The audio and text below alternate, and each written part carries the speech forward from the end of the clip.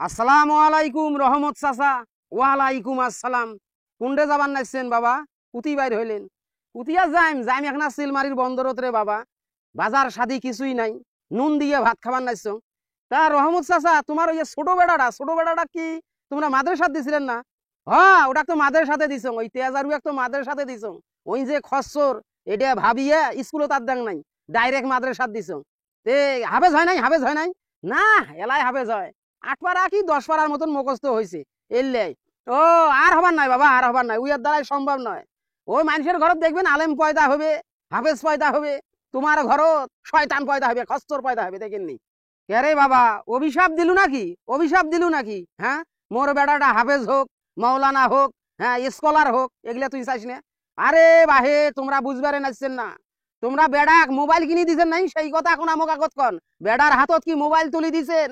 হয় রে বাবা, মোবাইলের জন্য যে মুখ ঠেলা দিছে না, কয় মোবাইল যদি না দেন তাহলে আর ওই যে মাদ্রাসাত যাবার নং, মুই হাফেজও হবার নং।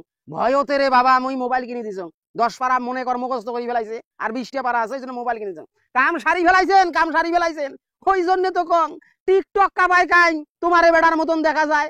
টিকটকের ফরিউ ফাটে ফেলবা নাইছে তোমার বেড়ায়। যদি কোরআন হাদিসের কথা কইলে হয় সেটা ভিন্ন কথা। এগুলা তুই কেমন কথা কবার নাছিস রে বাবা? মুই তো কিছুই তোর কথা বুঝবার নাইছ না। কিসের টক টক টক টক টিকটক ফরিউ কাপায় বোঝং নাই? আরে তোমার বেড়া ইন্টারনেটে এত ভাইরাল ভাইরাল, কঠিন ভাইরাল, উইয়ার দ্বারা আর হাফেজগিরি হবার নয়।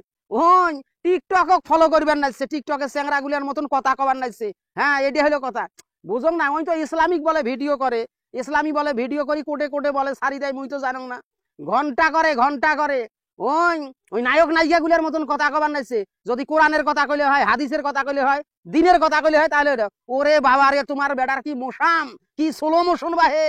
এই চ্যাংরা তো একরে মানে আমার মুসলমানের কলঙ্ক, একটা কলঙ্ক। তুই কলু কি রে বাবা?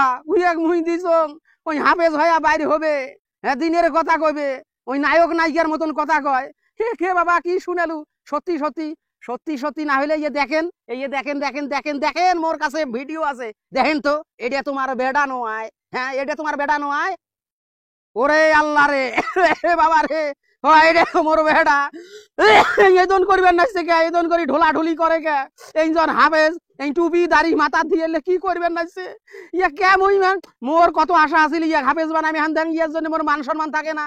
ইয়ার জন্য মনে হয় গ্রাম সারি পলা নাগে, ইয়ার জন্য তো মান সম্মান সব প্লাস্টিক হয়ে যাবার নাইছে।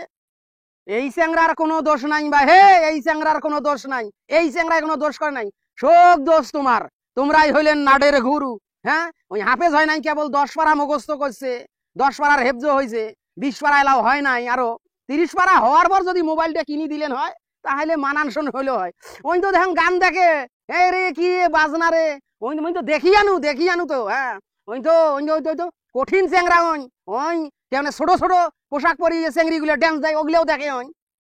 ওই এক মুই মাদ্রাসা দিছ, হাফেজ হবে, মাওলানা হবে, টিকটকার হইছে, তো টিকটকারের খেতা বরং ওই খালি আজকে বাড়িতে আসুক রে, এক বস্তাত ভরাইম, ওই এক বোতলত ভরাইম, জিনের বোতলত।